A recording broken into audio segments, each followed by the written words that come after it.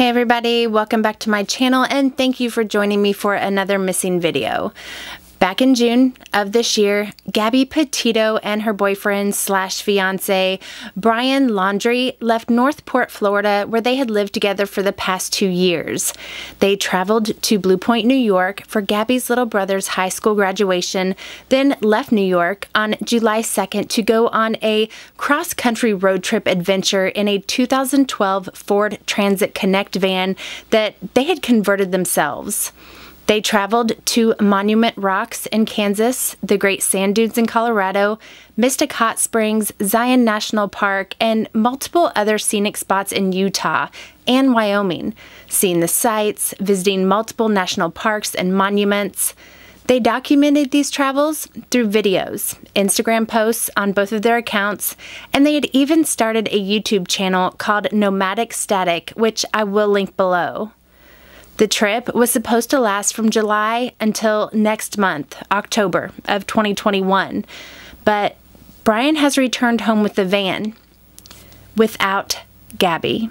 He is not cooperating with the police. He won't speak with investigators or reporters, and he has lawyered up. Gabby spoke to her mom, Nicole Schmidt, on the phone or through FaceTime at least 3 times a week normally, just to keep in touch, and I'm sure to let her mom know everything was going all right. And she kept in touch with not only her mom, but with her dad, Joseph Petito, too. Her brother, cousins, and other family members, her friends. She talked, texted, and video chatted with a lot of people. It wasn't like she just took off on this trip and didn't speak with anyone. She was good about keeping everyone updated. Gabby's mother last spoke to her through a FaceTime call on August 24th. Also on August 24th, Gabby and Brian were seen at a hotel in Salt Lake City, Utah, where they checked out. Workers at the hotel have confirmed that they did see Gabby there that day. The couple checked out of the hotel due to the wildfires. As most of you may know, wildfire smoke from fires burning in Utah and Northern California have pushed plumes of smoke through Utah for the last several weeks. So Gabby and Brian left to get away from that. August 25th was the last time Gabby posted to her Instagram account. The last texts from Gabby's phone to her mom were on August 27th and August 30th. I say the texts were from Gabby's phone because we don't know without a doubt that the texts were from Gabby. Anyone can send a text, and even Gabby's mother isn't sure that the texts were typed and sent from her daughter. Now, like I said, Gabby spoke to her mom multiple times a week, so when she didn't hear from Gabby for a couple days, she figured her daughter was just in an area with 0 cell service because with all the traveling out in the wilderness, you're bound to be in some bad service areas from time to time. But when 8 or 9 days had gone by without hearing from Gabby or receiving responses to texts and calls, her parents obviously became very worried. After not hearing from Gabby for about 2 weeks, her parents reported her missing to the Suffolk County Police Department on September 11th around 6:55 p.m. From what I understand, Gabby and Brian were childhood friends and reconnected in 2018 and began dating. According to an Instagram post by Brian, the couple got engaged in June of 2020.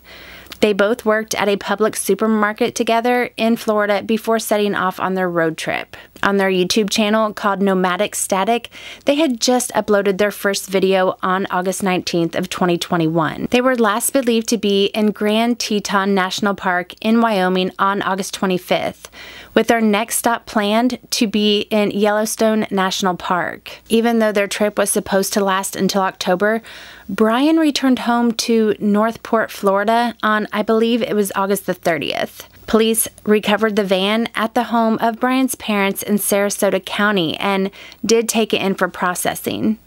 As of yet, no sign of Gabby was found with Brian or with the van.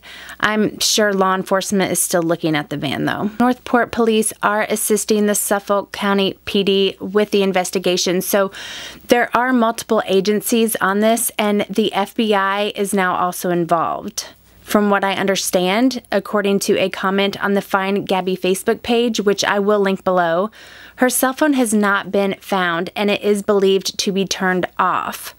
Law enforcement is looking at cell phone towers in the Grand Teton National Forest area to try to track her movements as well as Brian's to see if Gabby or her phone ever left that area. They are also looking at any video surveillance in the area to see if they can locate the van on any footage, and if they do see it, who was in the van at what time and where. Whenever police have asked to speak with Brian, his parents have said that he's unavailable and given the phone number of their attorney. I have a question for Brian's parents. If the situation was reversed and Gabby had come home and Brian had not, wouldn't you be begging Gabby to tell you where your son is? Wouldn't you expect someone to tell you something?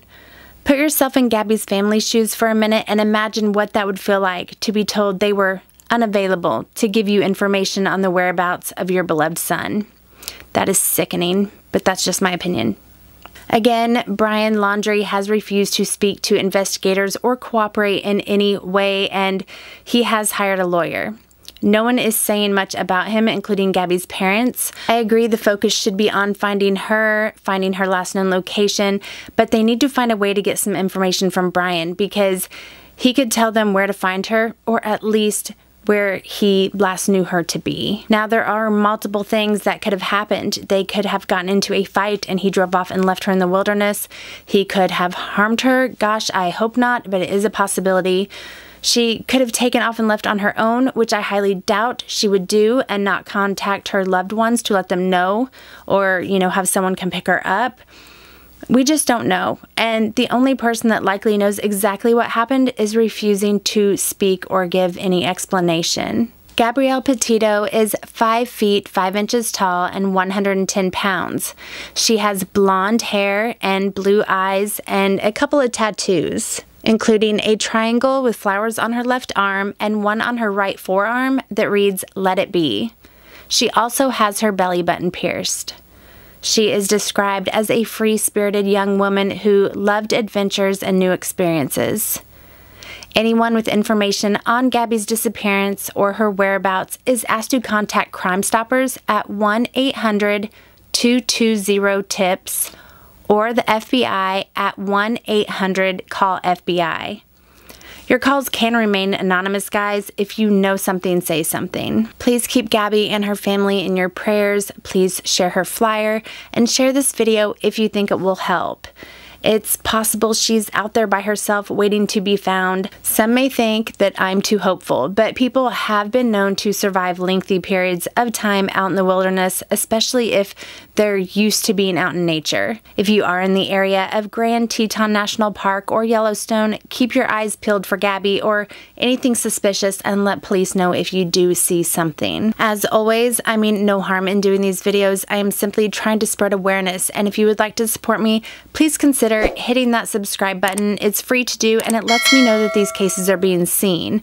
You can always come back and unsubscribe later if you decide my content isn't for you. And if you just don't want to subscribe, that's okay too, and just know that I appreciate you being here for this video. I upload a new missing person case each week, so I would highly suggest checking out my entire missing playlist, as each case I cover is super important, and each of these people that I cover deserve to have their face seen and their story told. That's it for today. Thank you all for watching, and I will see you next week. Gabby Petito never goes outside. It is really nice and sunny today. It's only 10 o'clock in the morning, but it rained all afternoon yesterday.